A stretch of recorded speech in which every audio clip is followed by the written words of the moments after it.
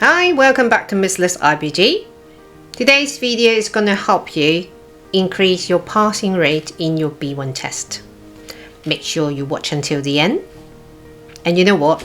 Just simple click on the like button will help this video reach more Hongkongers who might need it. So, a tiny click from you is already helping someone else. Okay?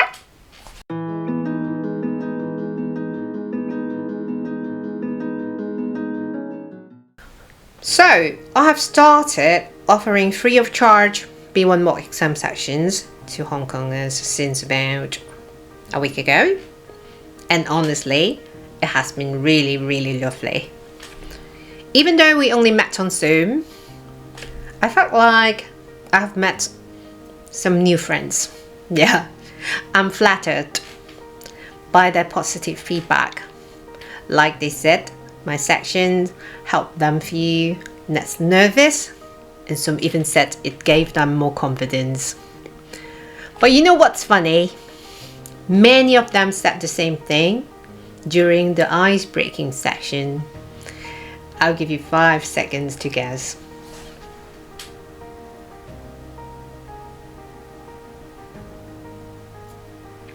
Okay, they all said something like this. My English is not good. Yeah, just like that. And you know what? After talking to them, I would say they aren't that bad at all. Yeah, what they lack of is the confidence, not the abilities. Let me tell you why. Number one, most Hongkongers grew up in a system that is super duper exam oriented. So what does that mean? It means like students, they have to do lots of homework, writing, pressure, like that. Then of course, people would definitely feel scared of making mistakes when speaking.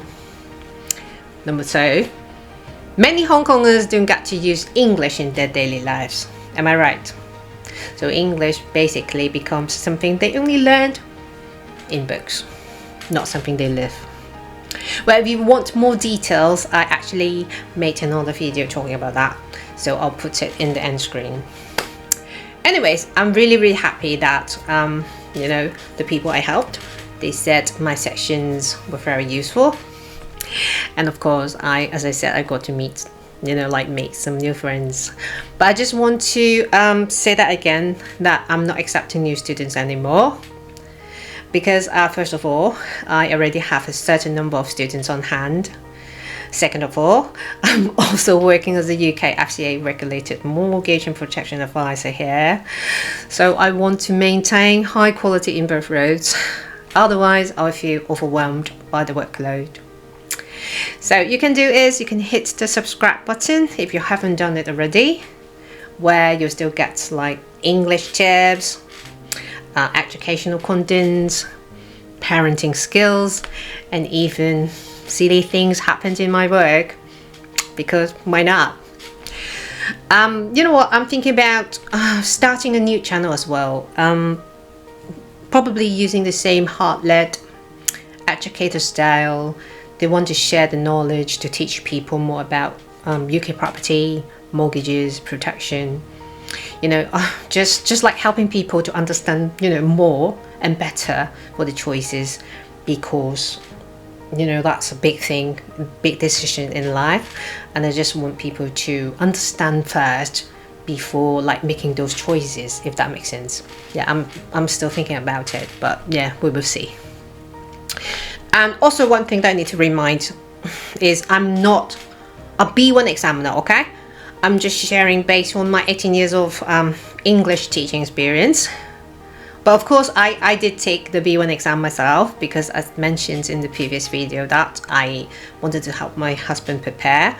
And the funny thing is, during my exam, the B1 examiner actually told me that she isn't an English teacher. She just used to work in like a government department in the UK, something like that. Then after I mentioned that I'm an English teacher and also a UK mortgage and protection advisor, she literally chatted with me for only about 5 minutes and then said, "You can go," like that. So anyways, yeah, let's crack on to today's topic. So remember guys, B1 speaking test, okay, for the Trinity College London, what I'm referring to is not about perfect grammar. Remember that. It's about natural communication, like how you express meaning, how you talk about your life, how you can use English in daily life, okay? Just like that. The examiner wants to see that you can talk about your life, express simple opinions, describe experiences, and answer naturally, and also keep the conversation going, blah blah blah, like that. So do not speak like a written essay. Think about you're just chatting with a friend, that's all, okay? And what the examiner will look at, now these are the things that I found on the Trinity College London website. Number 1, talking about the future using will. So you must show future language. Give you an example question. Let's say the examiner asks you this question: what will you and your family do during Christmas? Okay, so you can say, we will visit some friends, we will make yummy dinner and exchange presents. Then you can expand naturally, like, my friends live in Cambridge, they are a very nice person, we always celebrate festival together, blah blah blah blah blah blah blah blah blah. Just simple and keep it very natural, just like that. Number 2, talk about the recent and indefinite past, which is using present perfect tense. Now this tense is used normally when we share our own experiences, okay? Now this one is quite important. You must show things like, okay, let's say the examiner asks you this: how long have you lived in the UK? So you can answer, I have lived in the UK for 4 years, or since 2021. All right, so these are the structure they would love to listen to, okay? And you just need to listen carefully to the examiner, okay? Have you ever traveled to any other cities in the UK? You just like move those things. I have traveled, okay, to blah blah blah blah blah, and then give reasoning because blah blah blah blah blah, okay? Because like giving reasons is also another part the examiner will look into. And another thing I want to mention, this is number 3, stating duration for and since, which I just showed you. They normally use it for along with the present perfect tense, all right? So yeah, I hope that makes sense. Like, if you have any questions, just pop it in the comment section below, okay? And before I end today's video, I want to teach you 2 expressions about feelings, because I like to talk about feelings and touching hearts.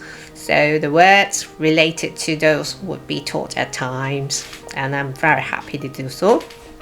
Number 1, I am flattered. I am flattered.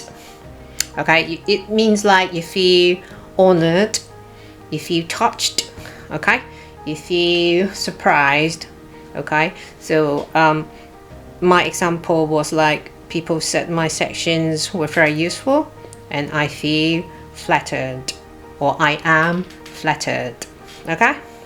Number 2, I'm overwhelmed.